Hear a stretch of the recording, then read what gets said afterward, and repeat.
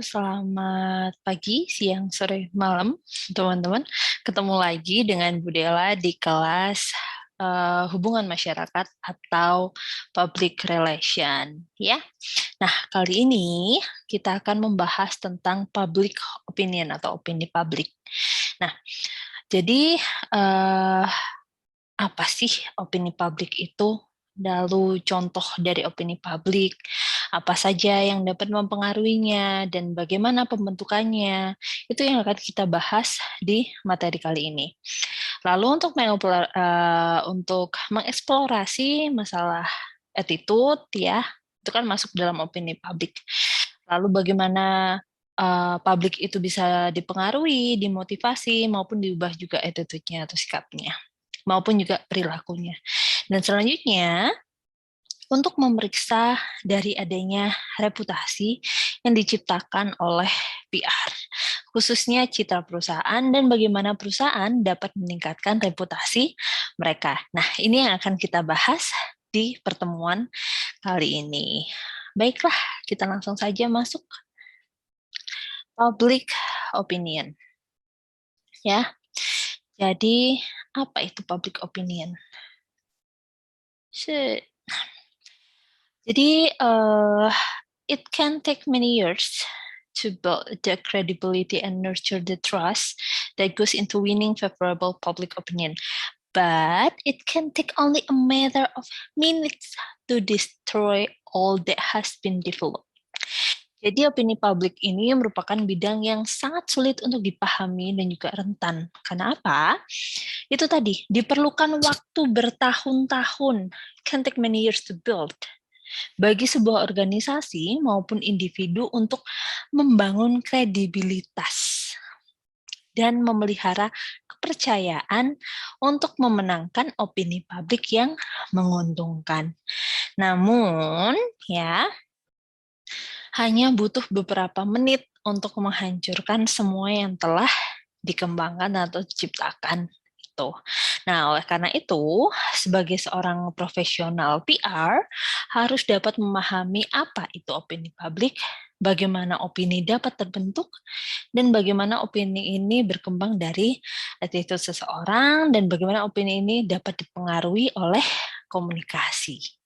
Seperti itu, ya. Nah, selanjutnya, adalah clear dulu. Oke. Oke, di sini public opinion. Ada elusive dan juga fragile. Nah, elusive ini apa? Itu tadi, susah dimengerti. Jadi yang namanya opini publik itu susah dimengerti. Karena apa? Opini yang tercipta antara satu orang dengan orang yang lain itu pasti berbeda-beda. Jadi susah untuk dimengerti atau dipahami. Dan juga fragile atau rentan. Itu poin dari public opinion. Nah, kalau sudah seperti itu, lalu apa sih public opinion itu sendiri? Nah, ya, public opinion. Seperti halnya hubungan masyarakat, public opinion itu tidak mudah untuk dijelaskan.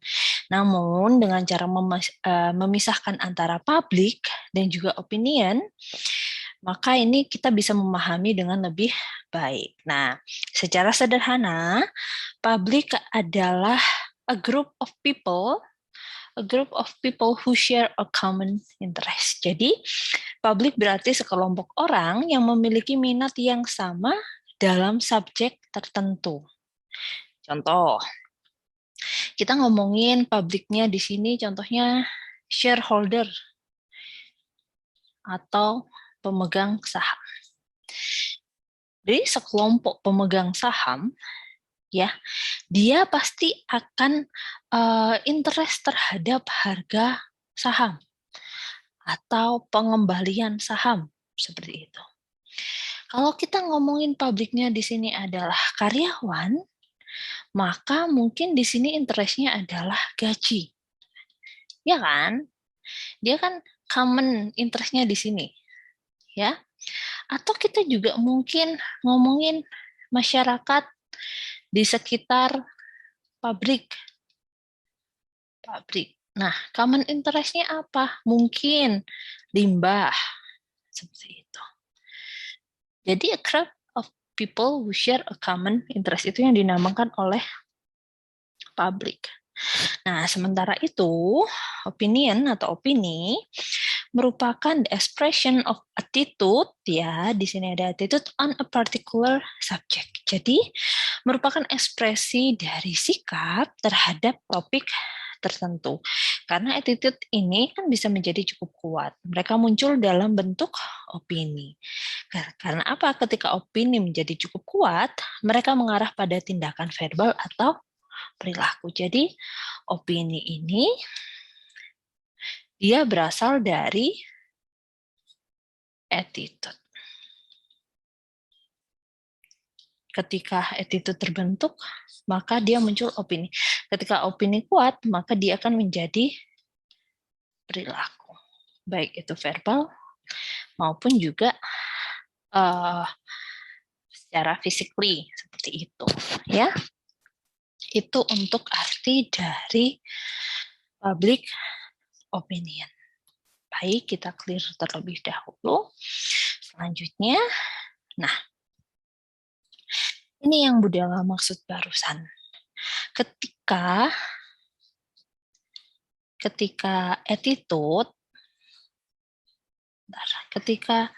attitude di sini atau sikap ini sudah menjadi kuat, maka dia akan berubah menjadi suatu opini. Ketika opini ini sudah terbentuk dan juga kuat, maka dia akan mengarah kepada aksi, action, atau tindakan, baik secara verbal maupun juga perilaku. Jadi an opinion is the expression of an attitude on a particular topic. When attitude becomes strong enough, they surface in the form of opinion.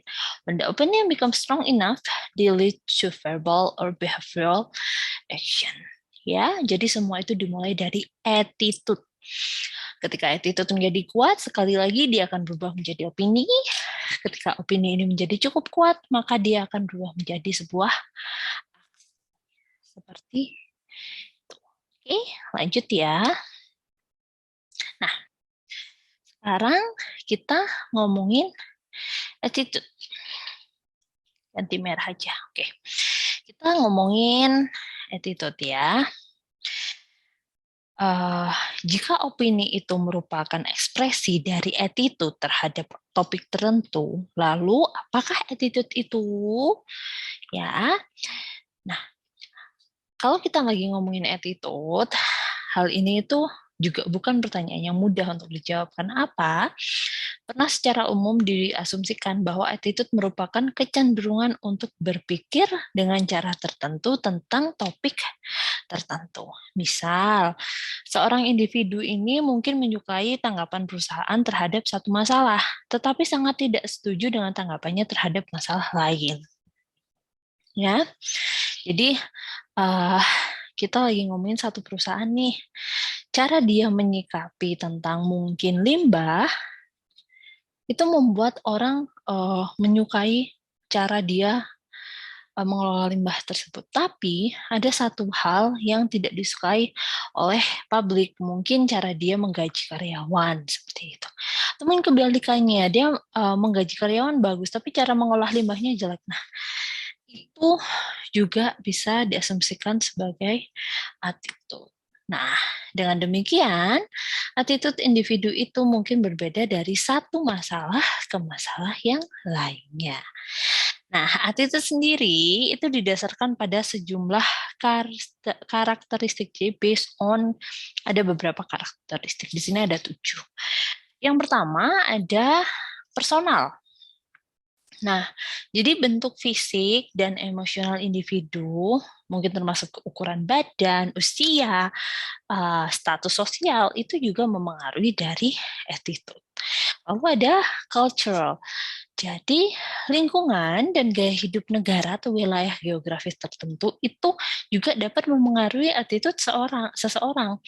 Misal, budaya Amerika Serikat dengan Indonesia itu kan sangat berbeda sekali ya. Nah, jangan kan kita ngomongin antar negara. Pada skala yang kurang global, misalnya antara Jakarta dengan daerah pedalaman pun, attitude-nya juga berbeda.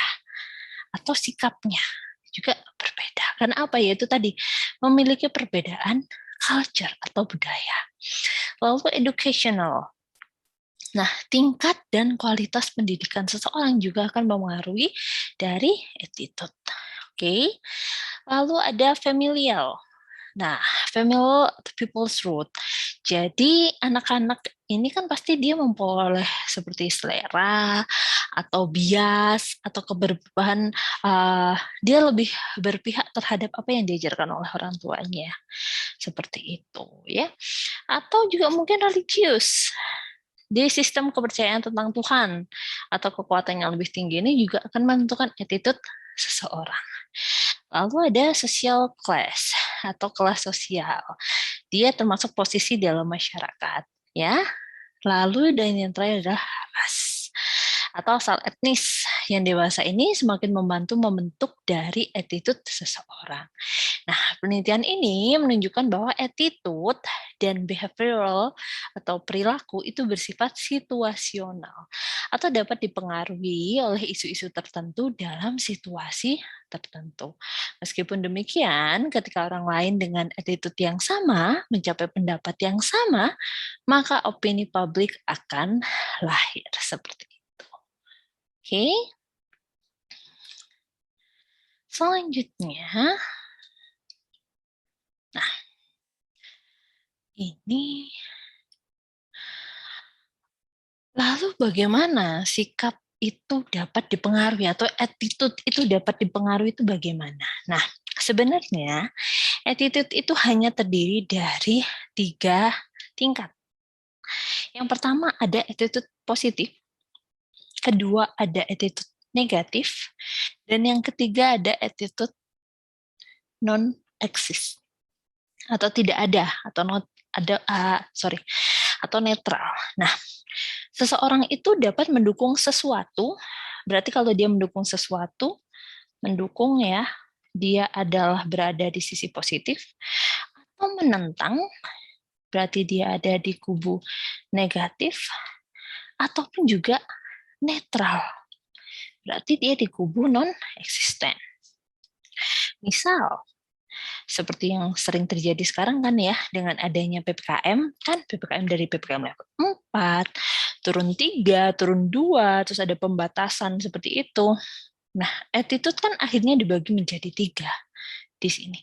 Ada yang mendukung kebijakan tersebut, ya. Ada pula yang menentangnya. Tetapi juga tidak sedikit yang bersikap netral. Nah, bagaimana dengan sikap acuh tak acuh? Ini masuk juga dalam kategori sikap netral seperti itu. Jadi sulit untuk mengubah pikiran seseorang yang sangat menentang ya isu tertentu atau individu tertentu. Itu sangat sulit seperti itu. Demikian juga sangat mudah untuk memperkuat dukungan dari seseorang yang dengan sepenuh hati mendukung suatu masalah ataupun individu. Nah, ilmuwan sosial yang bernama Leon Festinger, dia membahas konsep ini ketika dia berbicara tentang teori disonansi kognitif. Dia percaya bahwa individu cenderung menghindari informasi yang tidak sesuai atau bertentangan dengan sudut pandang mereka sendiri, dan cenderung mencari informasi yang sesuai dengan atau mendukung sikap mereka sendiri. Misal, orang yang tidak percaya dengan vaksin, mau dikatakan model apa aja tentang vaksin, dia berada di kubu negatif. Dia tidak akan percaya, meskipun mau dikasih tahu seperti apapun. Tapi dia akan mencari data-data yang mendukung kenegatifan informasi tersebut. Ketika dia menemukan ketidaksesuaian, maksudnya yang sesuai dengan apa yang dia inginkan, otomatis dia semakin berada di kubu ini, plus. dan sangat sulit untuk dirubah ke positif. Nah, itu yang dimaksud dengan uh, bagaimana attitude terjadi. Seperti itu. Ya. Selanjutnya,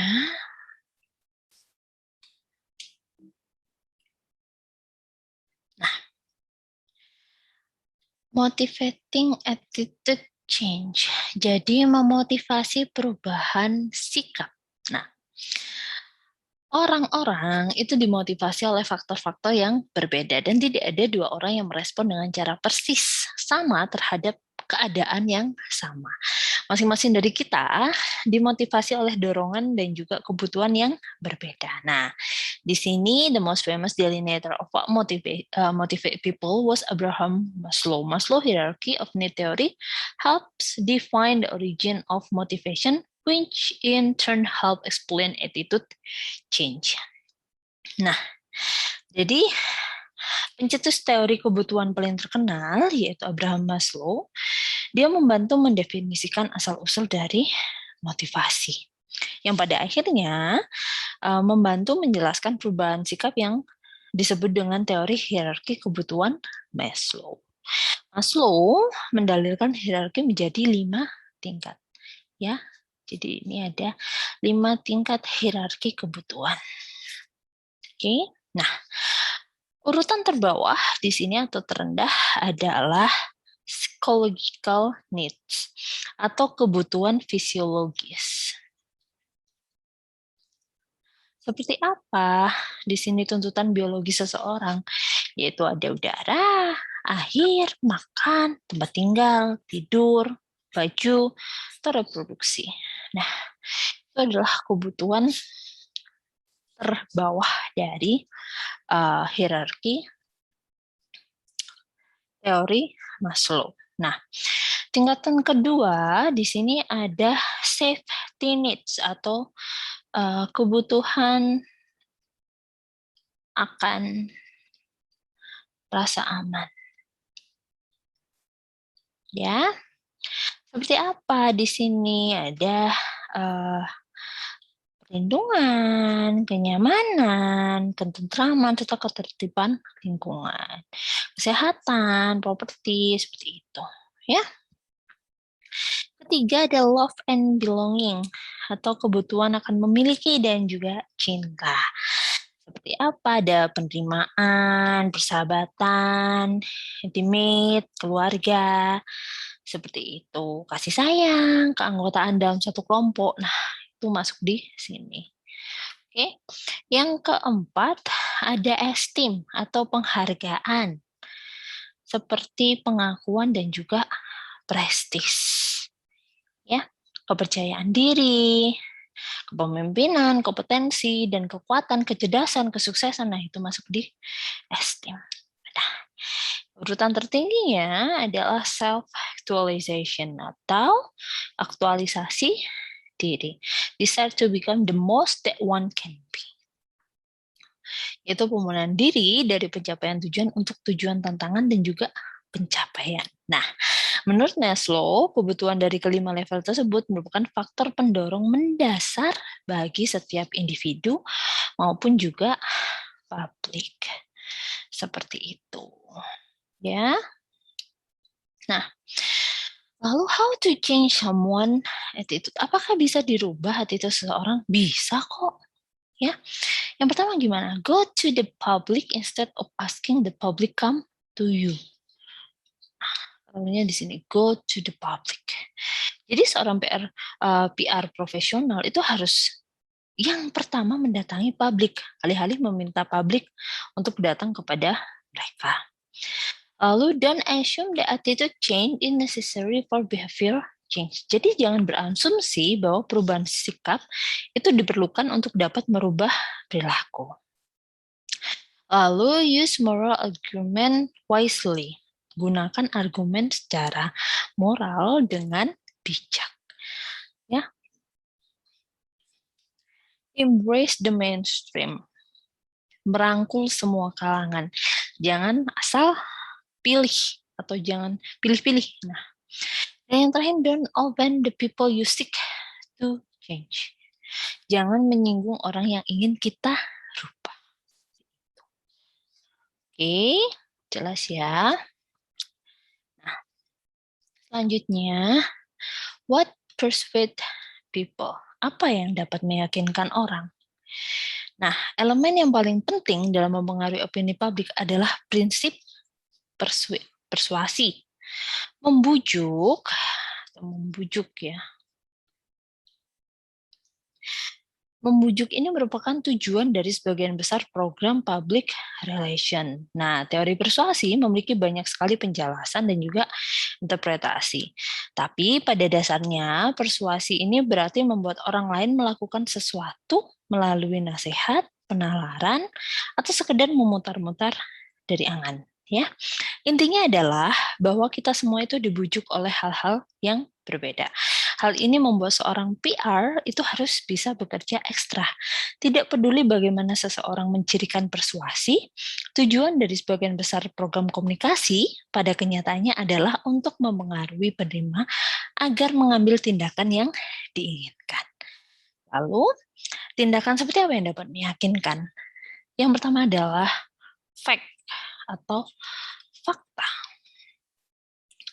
Fakta ini kan tidak akan pernah terbantahkan. Karena apa? Data yang berbicara. Ketika data yang berbicara, otomatis ini itu dapat menjadi salah satu senjata ampuh untuk membujuk sudut pandang seseorang. Seperti itu. Yang kedua adalah emotion atau emosi. Seperti yang telah dikemukakan oleh Maslow tadi, ya emosi. Bahwa orang-orang itu merespon daya tarik emosional seperti cinta, kedamaian, keluarga, dan juga petresma. Nah, yang ketiga adalah personalizing. Orang akan selalu menanggapi pengalaman pribadi. Ini personalisasi. Misal, pengalaman pribadi Oprah Winfrey ya, yang pernah tahu kan tentang masa lalunya dia, masa kecilnya dia, yang akhirnya membuat orang itu simpati terhadap dia. Jadi, ataupun tentang perjalanan hidup yang suka tinju mungkin, tahu Khabib Nurmagomedov kan ya, yang membuat banyak orang bersimpati terhadap dia. Lalu yang terakhir adalah appealing to you atau menarik untuk Anda. Anda di sini siapa? Publiknya. Satu kata yang tidak pernah jenuh didengar oleh orang ketika membujuk adalah kamu.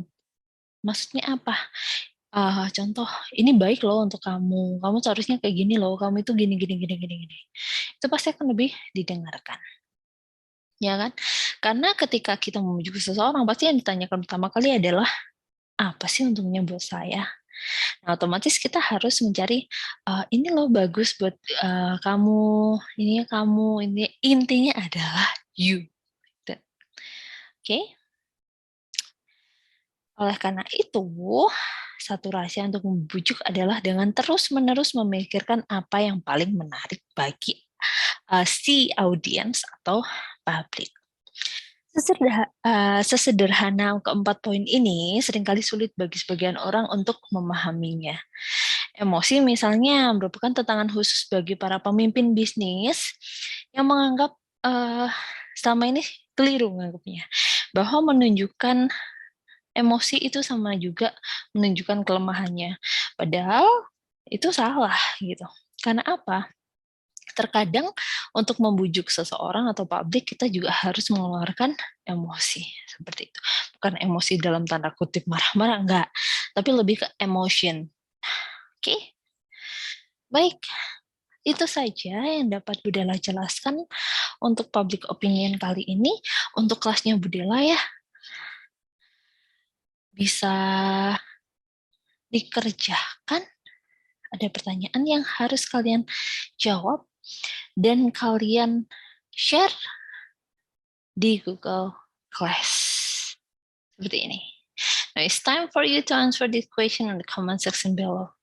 Bagaimana hubungan antara public relation dengan public opinion? Apa yang dimaksud dengan teori disonansi kognitif atau cognitive dissonance theory? Dan yang terakhir, karakter apa saja yang dapat mempengaruhi reputasi perusahaan? Itu yang harus kalian kerjakan. Waktunya jangan sampai lebih dari jam mata kuliah Budela. Itu saja. Sekali lagi terima kasih sudah mendengarkan teman-teman. Terima kasih atas-atasnya dan partisipasinya. Kita ketemu lagi minggu depan di kelas hubungan masyarakat atau public relation. Terima kasih.